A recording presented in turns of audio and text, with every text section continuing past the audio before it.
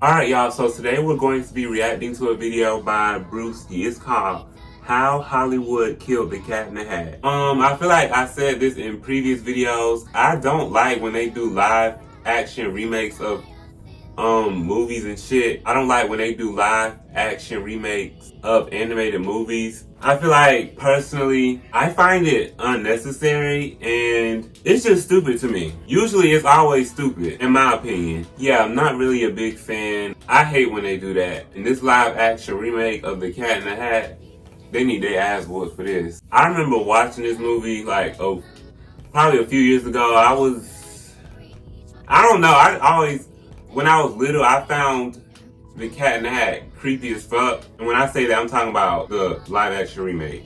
I found it creepy as fuck. Like, I don't know. I just don't like how he looked. I don't like it. But yeah, I would never watch this fucking movie again. Hell no. They need their ass whooped for this shit. Anyways, make sure to like, comment, and subscribe. And we're gonna go ahead and dive on in and see how Hollywood fucked up The Cat in the Hat. The Cat in the Hat is often remembered as one of the most bizarre releases of the early 2000s. Oh my god. The version of The Cat in the Hat just wasn't a great idea.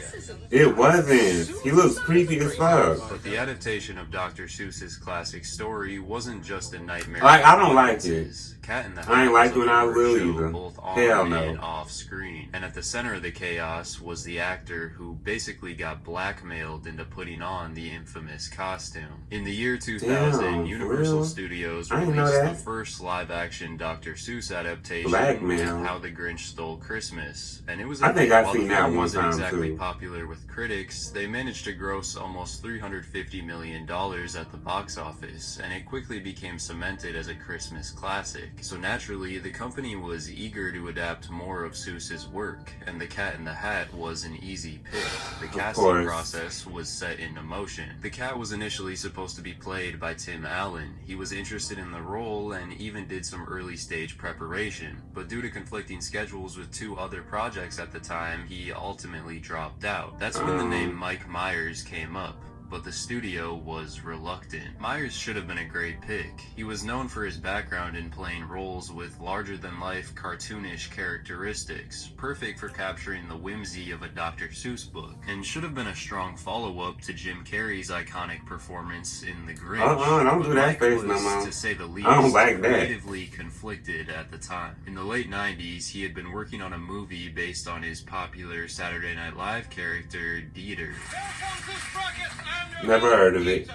There was a deal with Universal, and they had already dumped millions of dollars into funding it when Myers decided to back out. He thought it was going to be unfilmable, claiming he could not in good conscience accept $20 million and cheat moviegoers who pay their hard-earned money for my work by making a movie with an unacceptable script. As a result, Universal sued Myers for breach of contract, and in response, he countersued the company. Eventually, they reached a settlement, and as part of Myers' agreement, he was contractually obligated to do another movie for Universal and make up for that loss. That's when he was cast as the titular character of Cat in the Hat, which would end up being a huge mistake. He clearly did not want to be there. Maybe it was a lack of interest in the role, or maybe he just wanted to spite the company. Whatever the case was, Myers would go on to make the set miserable for everyone. Actress Amy Hill, who played Mrs. Kwan, described him as a diva, stating in an interview that he would rarely talk to any of the cast and crew, basically pretending they didn't exist. Oh, I didn't know all this was going on behind the scenes. He had information relayed through his assistants. She mentioned that he had someone on standby whose job was to just hold a Tupperware of chocolate and deliver them to him whenever he wanted one. He gave his chocolate guy more attention than some of his co-stars. It was just a horrible, nightmarish experience. I don't think he got to know anybody. He'd just be with his people and walk away. He would reportedly show up late to set and take ages to get into costume and makeup. He ain't want to do none of that shit. To wait for hours and read the schedule. When he finally did get to set, the actor micromanaged the entire production. They'd do a take, Mike would go look it over, talk to the director, and then do another take, over and over again. He wasn't communicating with the cast, so they never really knew what he was saying. All they did know was that director Bo Welch gave Myers very little pushback on this behavior, allowing him to constantly challenge the writers. Myers. Unfortunately, this was his first time directing a movie, so he was understandably intimidated by someone with Mike Myers' status. And when Myers demanded line changes and refused to shoot scenes, Welch felt he had to sit back and let it happen. It was his way or no way. He was supposed to be playing a beloved character from one of the most iconic picture books of all time, but the off-screen tension made it hard for his co-stars to see him that way. The movie's confusing tone stemmed largely from Myers. Originally, it had a more kid-friendly script, but Mike felt he needed to insert crude adult jokes, innuendos, and awkward one-liners that he thought better suited his comedy style.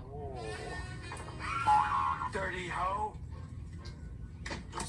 Oh. He was used to the loose improv. I don't remember him saying that. Something like Austin Powers, where nearly 40% of the dialogue was improvised. Though it should have been easy to see that this wouldn't translate well into a colorful, family-friendly Dr. Seuss movie. He turned the film into something unrecognizable from its original script, although he wasn't the only one to blame for the complicated environment. While this was Bo Welch's directorial debut, he was an experienced production designer, having worked on movies like Beetlejuice and Edward Scissorhands, which undeniably showed in the set design for Cat in the Hat. I actually like Edward Filming in an Scissorhands. actual town or a traditional studio, they constructed an entire artificial neighborhood. Every aspect of it, from plants to roads to houses, was painted in an oversaturated style to achieve the cartoony, surreal vibe they were aiming for. I think we shot one day on one set.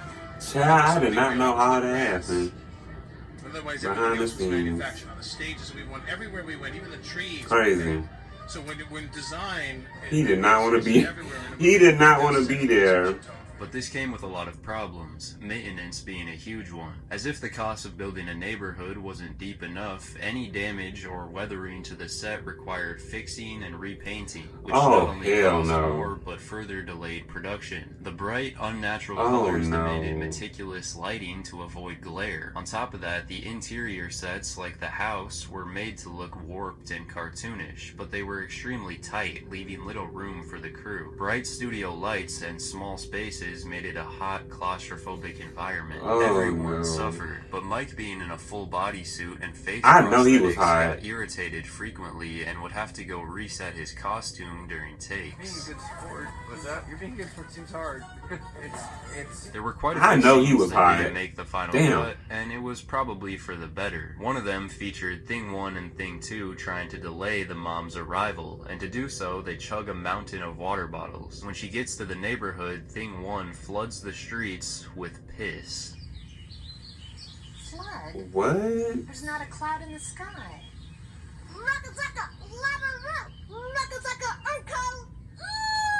Oh my god, I do not remember him looking this bad. Through all the challenges behind the scenes, Universal still had enough confidence in the film's success to greenlight a video game alongside its release, and even planned on making a sequel. However, the movie hit theaters on November 21st, 2003, and it was immediately met with scathing reviews from critics and audiences alike. There's one thing I've learned about from these two movies is that they didn't make a second movie of this, did they? I don't think so. It's Fuck hard to no, say I would who never is do less that. recognizable in The Cat in the Hat, Mike Myers or the actual Cat in the Hat. Let's hope this insult of a movie doesn't taint any child's ability to enjoy the original. Crude humor full of pop culture references. This not only yanks us out of the dreamlike on-screen world, but it makes the film painful to watch. But no one hated it more than Dr. Seuss's widow, Audrey Geisel. So much so that she went on to ban any future live-action Dr. Seuss adaptation on behalf of the Seuss estate. Only been animated adaptations since. It's hard to put all the blame Don't do that shit ever on again. one person. One of the biggest criticisms for the film was its inconsistent tone, with too many adult jokes, and that was largely due to Mike Myers. Critics found his portrayal of the cat to be creepy and obnoxious as well, but its issues went much deeper than that. he was a The little unfocused creepy. direction, Based off hyperactive what I can pacing, and remember. annoying slapstick humor. I ain't watched all this movie played in a a while. role I'm never in the watching movie's it again, demise. so. While some thought the sets were impressive, others found them to be oversaturated eyesores. It was really just hard to determine who the film was for. parents were upset and uncomfortable, kids were confused, and critics were repulsed. Mike Myers' career took a bit of a hit afterwards. He still voice acted for the Shrek franchise in the following years, but his next major live-action appearance was The Love Guru in 2008, I don't know what which was that even is. more of a commercial and critical flop. His reputation Never in watched Hollywood was soured, being known as difficult to work with. He's since chosen to take a step back from acting. Aside from a few scattered roles here and there, he largely vanished from the public eye. He said, "Fuck Regardless, that Mike shit." Myers is still viewed as a comedy legend, which is a status that will never change. Many of those involved did go on to have lasting careers, but for everyone, the film was an all-time low. Maybe The Cat in the Hat was a good movie that got lost along the way, or maybe this story was never meant to be adapted in live action to begin with. Child, I did not know all this went on behind the scenes. This is a fucking mess. They had to, that is terrible. Dealing with him and then the fucking weather. They have to, all this money they gotta spend. Hell to the fuck no. I know he was hot as hell in that costume. I would have been irritated as fuck too. Like, what? And then they talking about it was claustrophobic, it was hot, like, oh no, baby. Let's wrap this shit up. Yeah, this movie was a fucking mess. Like I said, this is why I'm not really a big fan of live action remakes. It's just, I just feel like these people be bored. I don't know what be giving them the idea to make live action remakes, but just please stop. Just stop. We don't want it. We don't fucking want it. We don't want it. Hope y'all enjoyed this video. Make sure to like, comment, and subscribe, and I will see y'all in the next one.